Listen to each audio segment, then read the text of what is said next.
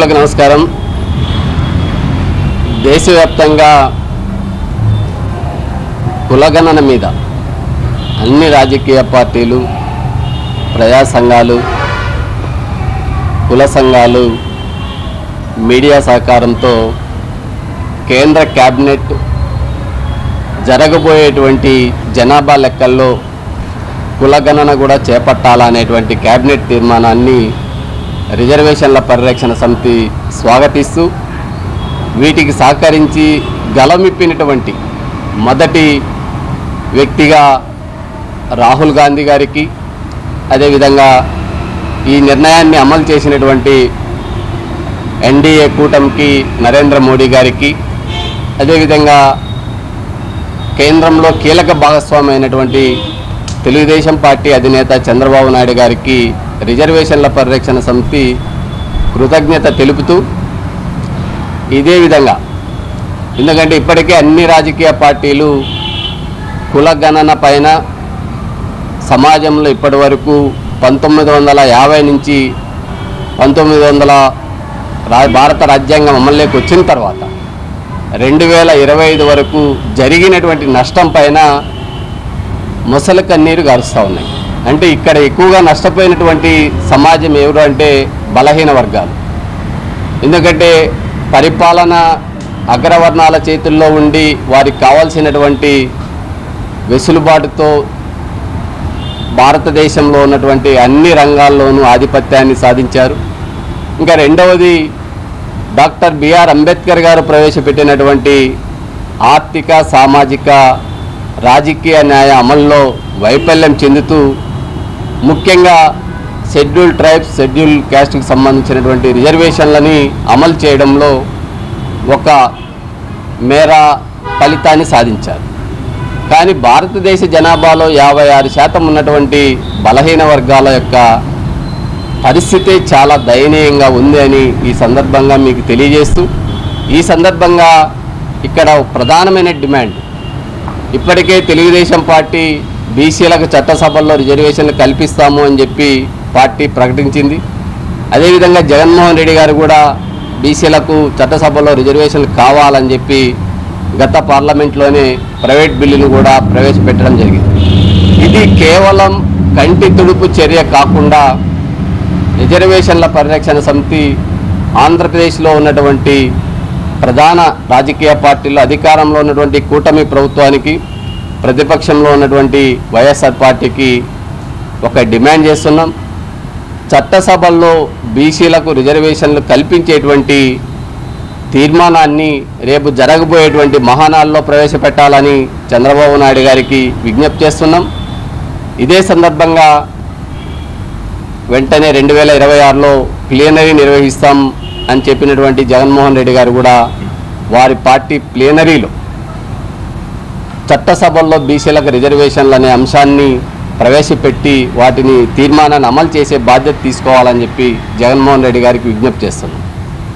ఈ సందర్భంగా రిజర్వేషన్ల పరిరక్షణ సమితి చేపట్టేటువంటి కార్యాచరణ ఈరోజు దేశవ్యాప్తంగా ప్రధానంగా రాహుల్ గాంధీ గారి స్లోగన్ని మనం ఒకసారి చూస్తే, జనాభా దామాషా ప్రకారం అన్ని రంగాలలోనూ సమానమైనటువంటి అవకాశాలు కల్పించాల్సినటువంటి బాధ్యత భారత రాజ్యాంగం మీద ప్రమాణం చేసి పరిపాలన అంశంలో భాగస్వామైనటువంటి వారి మీద ఉంది అని చెప్పి పార్లమెంట్లో ప్రతిపక్ష నాయకుడిగా ఆయన మాట్లాడినటువంటి మాటలను రిజర్వేషన్ల పరిరక్షణ సమితి స్వాగతిస్తూ, వాటిని అమలు చేయడానికి అన్ని రాజకీయ పార్టీలు, ఈరోజు నరేంద్ర మోడీ గారు ఓబీసీ కార్డుతో దేశ ప్రధాని అయ్యారు. కానీ చట్టసభల్లో బీసీల రిజర్వేషన్ల అంశం పైన కానీ, జనాభా దామాషా ప్రకారం వారి నిష్పత్తి ప్రకారం అన్ని రంగాల్లో ఈరోజు విద్య, ఉద్యోగాలతో పాటు రాజకీయాలలో కూడా ఆ దామాషా ప్రకారం వాటా లభించాలని చెప్పి ముఖ్యంగా 56% ఉన్నటువంటి బలహీన వర్గాలు, 22% ఉన్నటువంటి దళితులు, 8% పైబడినటువంటి గిరిజనులు చేస్తున్నటువంటి సామాజిక న్యాయ డిమాండ్ను అమలు చేసే బాధ్యతను చేపట్టాలని చెప్పి కేంద్రంలో ఉన్నటువంటి ఎన్డీఏ కూటమికి, అదేవిధంగా జాతీయ స్థాయిలో ప్రధాన ప్రతిపక్షమైనటువంటి కాంగ్రెస్ పార్టీకి విజ్ఞప్తి చేస్తూ, ఈ సందర్భంగా అన్ని రాజకీయ పార్టీలకు మా విన్నపాన్ని కూడా తెలియజేయడం జరుగుతుంది. ఎందుకంటే ఒకవైపు దాదాపు అణుబాంబు కంటే ప్రమాదమైనటువంటి సామాజిక అంశాన్ని మీరు తెర మీదకి తెచ్చారు. దాన్ని ఎవరు కూడా ఇంకా టచ్ చేయలేరు. ఎందుకంటే అణుబాంబు పేలితే ఒకచోటే దాని పరిణామాలు ఉంటాయేమో కానీ ఈరోజు భారతదేశ జనాభాలో 56% ఉన్నటువంటి బలహీన వర్గాలకు ఏ రంగంలోనూ న్యాయం జరగలేదనేటువంటి విషయాన్ని స్పష్టంగా పాలకులే అంగీకరించారు. ఈరోజు భారత పార్లమెంటులో వారి ప్రాతినిధ్యం లేదు. దాదాపు దేశవ్యాప్తంగా 4186 మంది అసెంబ్లీలో ప్రాతినిధ్యం వహించినటువంటి ఎమ్మెల్యేల్లో వాళ్ళ వాటా ప్రాతినిధ్యం రాష్ట్రాలకు ముఖ్యమంత్రులు అంటే 1-2 రాష్ట్రాలకు తప్ప వారి ప్రాతినిధ్యం అనేటువంటిది కనుచూపు మేరలో లేదు. 29 రాష్ట్రాలకు 7 కరెంద ప్రాంతాలకు గవర్నర్లకు లెఫ్టినెంట్ గవర్నర్ నియమిస్తే ఒక్కరంటే ఒక్కరు ఏదో ఒక బండారు దత్తాత్రేయ గారు తప్ప కనుచూపు మేరలో దళితులు కానీ గిరిజనులు కానీ బలహీన వర్గాలను కానీ గవర్నర్లు నియమించేటువంటి పరిస్థితి లేదు. ఇంకా ముఖ్యంగా మొన్న సుప్రీంకోర్టులో జరిగినటువంటి చర్చల పైన కూడా 33 మంది సుప్రీంకోర్టు ప్రధాన న్యాయమూర్తులుంటే ఒక్కరంటే ఒక్కరు ఏ బెంచ్కి కూడా బలహీన వర్గాలు దళితులు ప్రాతినిధ్యం అనేటువంటిది లేకపోతే సామాజిక న్యాయం ఎక్కడ అమలు అవుతా ఉందో అనేటువంటి ప్రశ్న రాష్ట్రపతి మొదలుకొని సుప్రీంకోర్టు చీఫ్ జస్టిస్ మొదలుకొని ప్రధానమంత్రి మొదలుకొని లోక్సభ స్పీకర్ మొదలుకొని వారికి వారు ప్రశ్నించుకుంటే ఇంకా ఆ ప్రశ్నకు సమాధానం ఎక్కడి నుంచి వస్తుంది. కాబట్టి వాస్తవాన్ని వారు అంగీకరిస్తూ ఉన్నారు. 56% ఉన్నటువంటి బలహీన వర్గాలకు మోసం చేశాము అనేటువంటి వాస్తవాన్ని అంగీకరించారు. కాబట్టి ఆ మోసానికి ప్రత్యామ్నాయంగా ఈరోజు అన్ని రాజకీయ పార్టీలు చట్టసభల్లో ఓబీసీలకు రిజర్వేషన్లు తీసుకొచ్చేటువంటి అంశాన్ని తెర మీదకి కాదు పార్లమెంటులో అవసరమైతే ప్రత్యేకమైనటువంటి సెషన్స్ను పెట్టి ఈరోజు వక్ఫ్ బోర్డుకు సంబంధించినటువంటి సవరణ కోసం ప్రత్యేక పార్లమెంటు సమావేశాన్ని మీరు ఏర్పాటు చేసి ఆ చట్టాన్ని సవరించారు.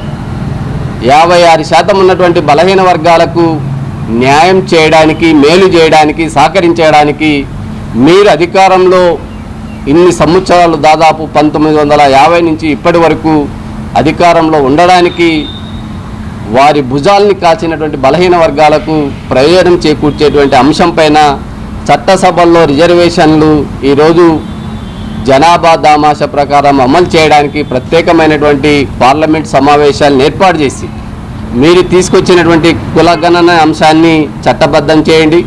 అదే అంశంలోనే ఓబీసీలకు రిజర్వేషన్లు కల్పించేటువంటి విద్యా ఉద్యోగాలను రాజకీయాల్లోనూ ఈరోజు ఇక్కడ ఇంకొక ప్రధానమైనటువంటి సమస్య కేంద్ర ఓబీసీ రిజర్వేషన్లు ఏమో 27% ఉన్నాయి.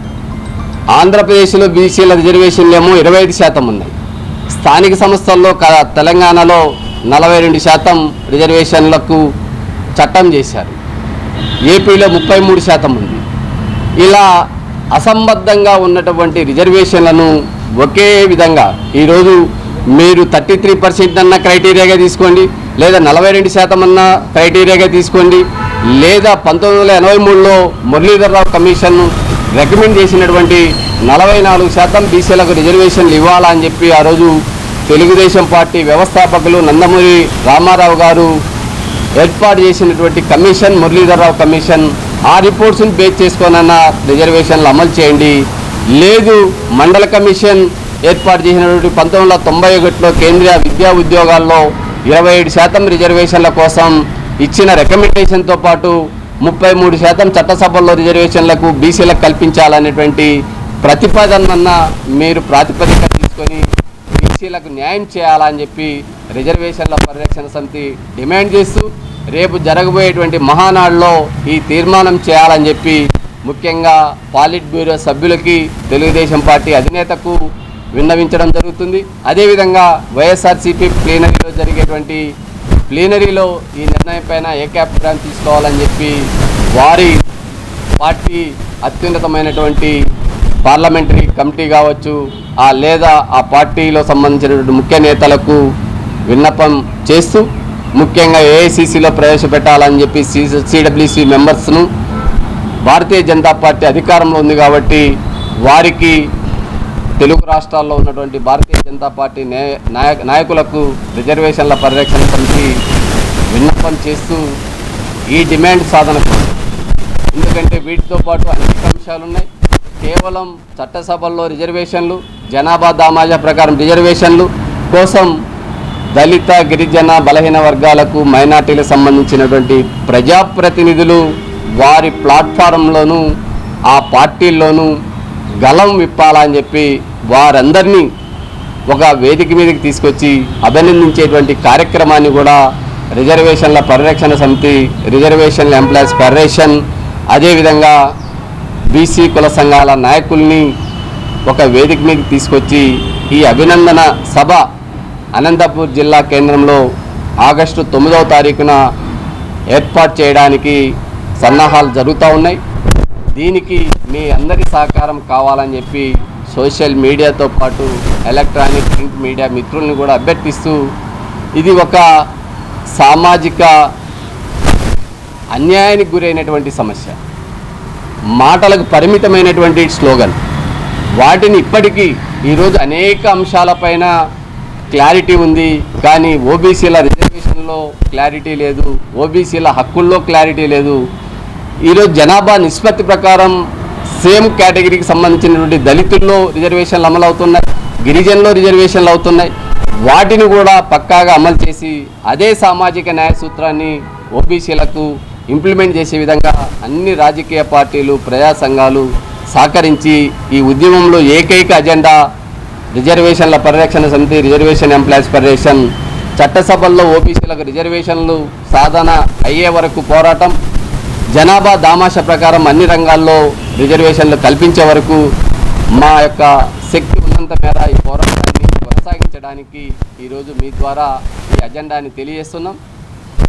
ఆగస్టు 9న జరగబోయేటువంటి బహుజన ప్రజాప్రతినిధుల ఆత్మీయ సన్మానానికి ఏర్పాట్లలో మీ అందరి సహకారం కావాలని అభ్యర్థిస్తూ ఆ కార్యక్రమాన్ని విజయవంతం కోసం ఓబీసీ, దళిత, గిరిజన, మైనార్టీ, బహుజన ప్రజ ముందుకు రావాలని చెప్పి, ముఖ్యంగా రిజర్వేషన్ల ఎంప్లాయీస్, అదేవిధంగా ప్రొఫెషనల్స్, ఈరోజు న్యాయవాదులు, చార్టెడ్ అకౌంట్స్, డాక్టర్స్, ఇంజనీర్సు, సమాజంలో ఎన్లైట్మెంట్ పీపుల్ ఎవరైతే ఉన్నారో వారి ద్వారా ఈ డిమాండ్ సాధన కోసం ఉద్యమ కార్యాచరణ చేపట్టడం జరుగుతుంది. దానికి అనంతపూర్ కేంద్రం అవుతుందని చెప్పి, ఇది గత ఏప్రిల్లోనే జరగాల్సినటువంటి కార్యక్రమం, నాకు చిన్న ఒక యాక్సిడెంట్ కావడం వల్ల ఆ కార్యక్రమం వాయిదా పడింది. దయచేసి అన్యాయంగా భావించకుండా దీన్ని విజయవంతం చేయడానికి మీ అందరి సహకారం కావాలని చెప్పి మరొకసారి విజ్ఞప్తి చేస్తూ సెలవు తీసుకుంటాను.